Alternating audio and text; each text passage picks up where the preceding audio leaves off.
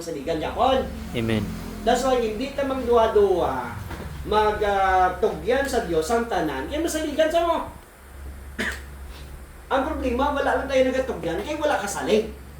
Although ang tao, although ang Dios masaligan, pero ang problema ikaw nga nagatugyan wala salig.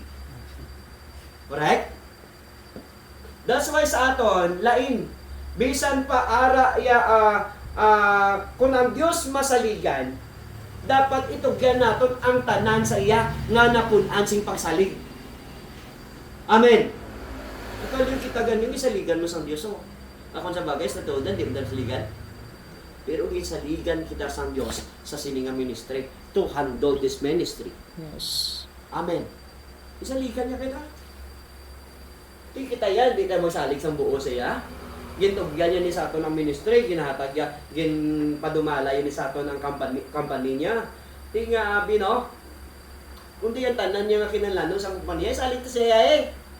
Obra lang tayo. Yes. Paano obra sa inyo? Dobra ka muna sa company niyo. Grabe ang salig nila.